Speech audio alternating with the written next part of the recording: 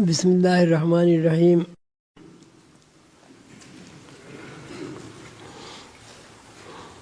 اللہ تعالیٰ نے قرآن پاک میں ارشاد فرمایا ہے وَمَا خَلَقْتُ الْجِنَّ وَالْإِنسَ إِلَّا لِيَعْبُدُونِ، کہ ہم نے جنات کو اور انسان کو، ترجمہ تو یہ ہے کہ اپنی تابع داری فرما برداری کے لیے پیدا کیا ہے، لیکن اس کی جو تفسیر بیان کی جاتی ہے وہ یہ ہے کہ ہم نے جنات اور انسان کو اپنے عرفان کے لیے پیدا کیا ہے، یعنی اللہ تعالیٰ کو جاننے اور پہچاننے کی صلاحیت جنات اور انسان میں جو اللہ تعالیٰ نے وضعیت فرمائی ہے وہ دوسری مخلوق میں نہیں ہے۔ لیکن اس کا یہ مطلب نہیں ہے کہ دوسری مخلوق کا اللہ سے کوئی ربط اور تعلق یا کوئی شناخت نہیں ہے، لیکن جس کو دیکھنا، سمجھنا، پہچاننا، گفتگو کرنا، محسوس کرنا، یہ ساری جتنی بھی حسیات ہیں، ان تمام حسیات کے ساتھ اللہ تعالیٰ نے انسان کو اور جنات کو پیدا کیا ہے۔ مخلوق جو ہے جب ان کا تذکرہ کرتے ہیں تو زمین پر 3 مخلوق کا تذکرہ ہوتا ہے جن کو ہم موالید ثلاثہ کہتے ہیں، حیوانات، نباتات اور جمادات۔ اس کو موالید ثلاثہ تصوف میں کہا جاتا ہے، یعنی 3 قسم کی مخلوق اور ایک پھر مخلوق ہے جنات۔ یہ بات آپ کو سمجھنے کی ہے کہ جنات کی مخلوق بھی ایک پوری آبادی ہے، پوری دنیا ہے۔ جنات میں پورے حواس ہیں، جنات دیکھتے بھی ہیں، سنتے بھی ہیں، سونگھتے بھی ہیں، کھاتے بھی ہیں، کھیتی باڑی بھی کرتے ہیں، ان کے یہاں چوپائے بھی ہوتے ہیں، ان کے یہاں پرندے بھی ہوتے ہیں، ان کے یہاں یہ ہر وہ چیز موجود ہوتی ہے جو ہماری زمین پر آدمی جس کو استعمال کرتے ہیں۔ اس کے علاوہ ایک تیسری مخلوق ہے جس کو ہم کہتے ہیں فرشتے، ملکوتی دنیا۔ تو جنات اور حیوانات، جنات کے حیوانات، جنات کی نباتات، جنات کی جمادات، حیوانات میں ہی آدمی کا شمار ہوتا ہے۔ اب یہ بات بہت زیادہ توجہ طلب ہے کہ اللہ تعالیٰ نے 2 باتیں فرمائی ہیں، وَمَا خَلَقْتُ الْجِنَّ وَالْإِنسَ إِلَّا لِيَعْبُدُونِ، کہ ہم نے انسان کو اور جنات کو پیدا کیا عبادت کے لیے۔ تو مفسرین کرام اس کی تفسیر یہ بیان فرماتے ہیں اور حضرت قلندر بابا بھی یہی فرماتے ہیں کہ ہم نے انسان اور جنات کو پیدا کیا عبادت کے لیے، تو سبھی کو پیدا کیا عرفان کے لیے۔ وَمَا خَلَقْتُ الْجِنَّ وَالْإِنسَ إِلَّا لِيَعْبُدُونِ، کہ ہم نے انسان اور جنات کو اس لیے پیدا کیا تاکہ وہ ہمارا عرفان حاصل کرے۔ اب عبادت کا ایک مفہوم پہچاننا بھی ہے۔ مثلاً ایک آدمی عبادت کر رہا ہے اللہ تعالیٰ کی، تو عبادت کا اگر اس سے پوچھے بھائی مقصد کیا ہے عبادت کا، تو ظاہر ہے ایک ہی بات وہ کہے گا کہ بھائی میں اللہ تعالیٰ سے قریب ہونا چاہتا ہوں، اللہ تعالیٰ کو جاننا چاہتا ہوں، اللہ تعالیٰ کو پہچاننا چاہتا ہوں، اللہ تعالیٰ کو محسوس کرنا چاہتا ہوں، اللہ تعالیٰ کو دیکھنا چاہتا ہوں۔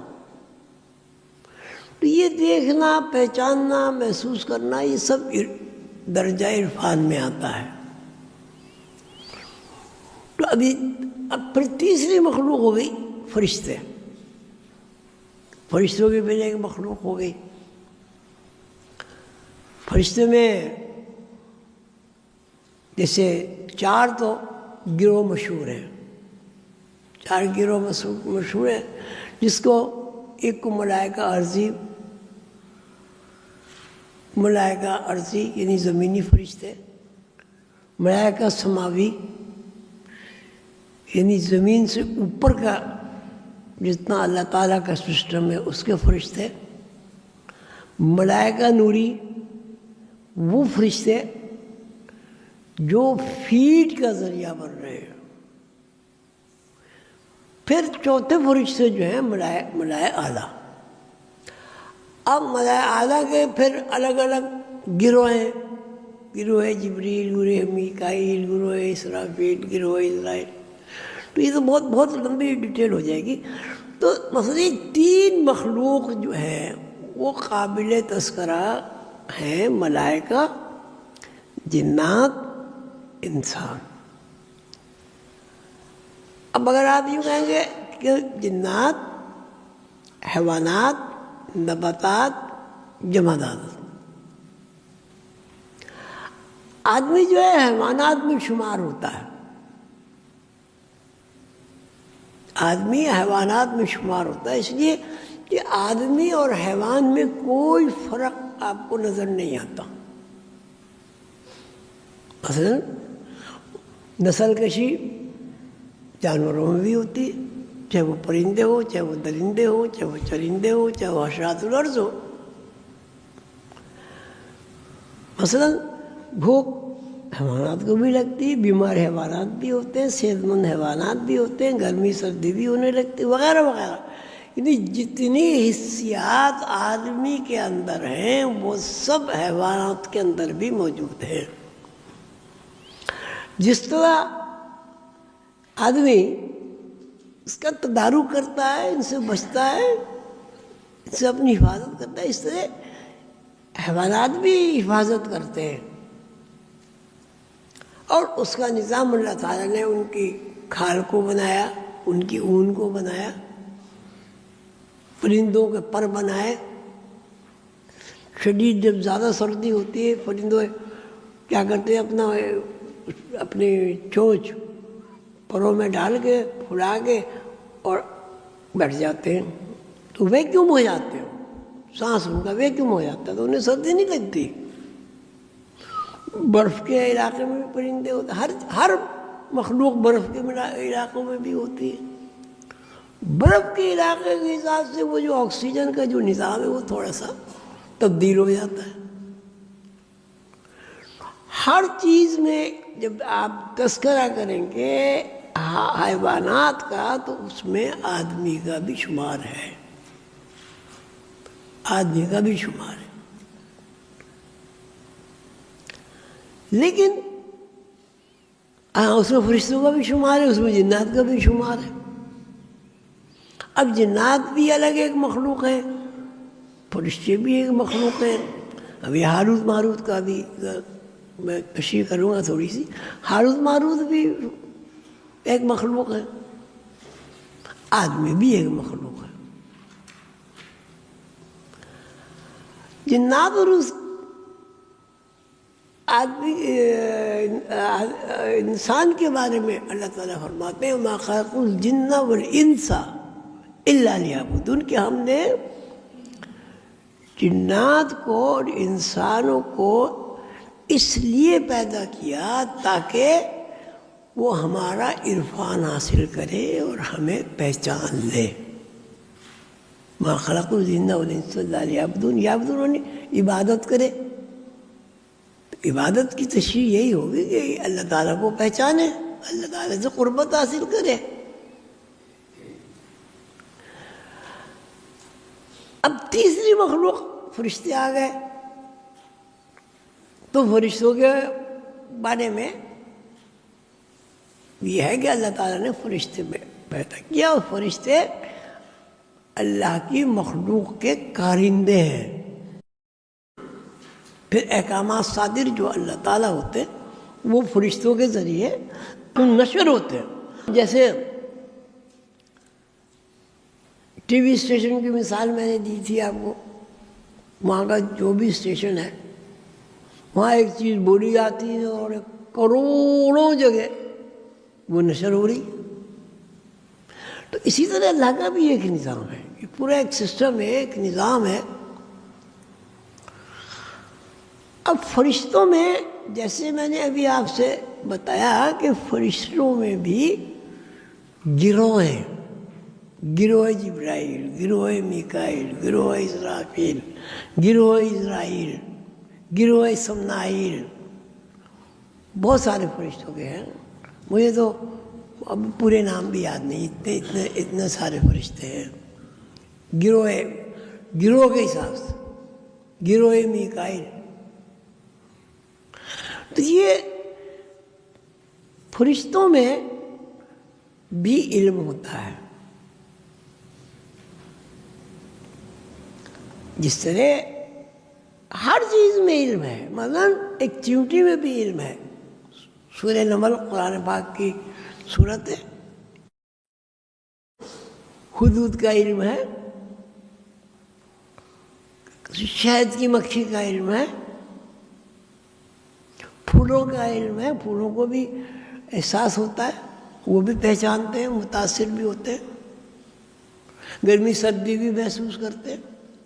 अगर उनके अंदर गर्मी सर्दी को महसूस करने की हिस्सियात मौजूद न हो तो वो गर्मी में मुरझाएंगे नहीं, सदाबहार रहेंगे।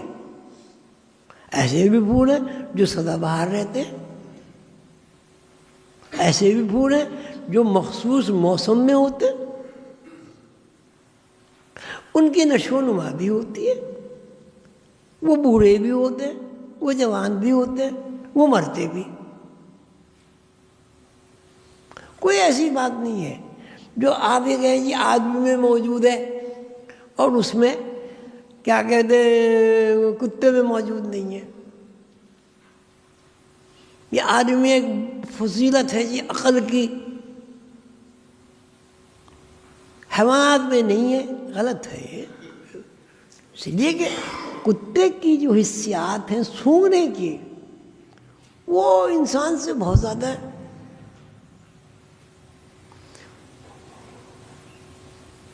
अब पानी तलाश करने की जो हिस्सियात है वो सबसे ज़्यादा परिंदों में है, हुदूद में। हज़रत सुलेमान अलैहिस्सलाम के लश्कर में आगे आगे हुदूद जाते थे और वो निशानदेही करते थे इस बात की कि यहाँ पानी है, तो उसकी निशानदेही पर ही काफ़िले ठहरते थे और फिर वहाँ क़याम होता था। शहद की मक्खी के बारे में आपने बहुत कुछ पढ़ा है, मैं कितनी अक्ल है, कितनी फ़हम है उसके अंदर। अगर कोई गलत शहद लेके छत्ते में आ जाए तो मक्खियाँ मार देती हैं, उसको सज़ा नहीं है, कैद नहीं है, मुकदमा नहीं है, मार देना है बस। तो ये भी अक्ल व शऊर है। फिर अल्लाह ताला ने ये भी फरमाया कि हम तो शहद की मक्खी पर वही नाजिल करते हैं, लेकिन अब वही की भी किस्में हैं भाई। अब वही वो भी है जो पैगम्बरों पे नाजिल होती है, जो पैगम्बरों पे वही नाजिल होती है वो किसी पे नहीं होती, वो मखसूस है उनके लिए। तो मतलब कि यहाँ अक्ल व शऊर के एतबार से किसी भी बात को आप हतमी नहीं कह सकते कि भाई फला आदमी के पास अक्ल नहीं है, फला आदमी के पास अक्ल है। और अगर कोई आदमी ये कहे, दावा करे कि 100% लोगों के पास अक्ल है, ये भी गलत है। हैंडीकैप्ड बच्चे भी होते हैं, बावले लोग भी होते हैं, बहुत ज़हीन होशियार भी होते हैं, कम ज़हीन भी होते हैं, कुन ज़हन भी होते हैं, जिनकी याददाश्त बहुत अच्छी होती है वो भी होते हैं।